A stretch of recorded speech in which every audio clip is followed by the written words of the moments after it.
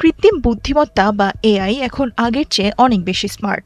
মানুষের দেয়া কাজ খুব দ্রুত করতে পারে এটি। তবে এই স্মার্ট প্রযুক্তি এখন নতুন করে উদ্বেগের কারণ হয়ে উঠেছে। সম্প্রতি একটি পরীক্ষার সময় ফেসবুকের মূল প্রতিষ্ঠান মেটা তাদের একটি এআই মডেল ভুল করে ইন্টারনেটে যুক্ত হয়ে অন্য একটি প্রতিষ্ঠানের কম্পিউটার সিস্টেম হ্যাক করে ফেলে। আর এই পরীক্ষা পরিচালনা করছিল এআই নিরাপত্তা নিয়ে কাজ করা প্রতিষ্ঠান ইররেগুলার। তবে মেটার দাবি এটি কোনো সাইবার হামলা ছিল না। পরীক্ষার সময় একটি কারিগরি ভুলের কারণে এআই ইন্টারনেট ব্যবহারের সুযোগ পেয়ে যায়, আর সেই সুযোগেই এটি অন্য প্রতিষ্ঠানের সিস্টেমে ঢুকে পড়ে। বিষয়টি এখন তদন্ত করছে মেটা।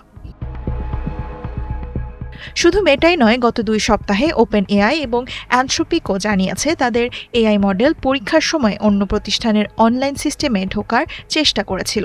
বিশেষজ্ঞরা বলছেন এআই নিজে থেকে খারাপ কিছু করতে চায় না, কিন্তু তাকে যদি কোনো কাজ ঠিক করে দেয়া হয় তাহলে সেটি পূরণ করতে গিয়ে এমন পথ বেছে নিতে পারে যা মানুষ আগে ভাবেনি, আর সেখানেই তৈরি হয় ঝুঁকি।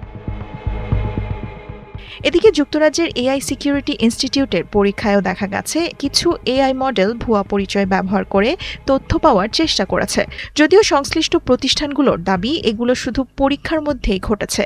সাধারণ ব্যবহারকারীরা যে এআই ব্যবহার করেন সেখানে এমন ঘটনা দেখা যায়নি।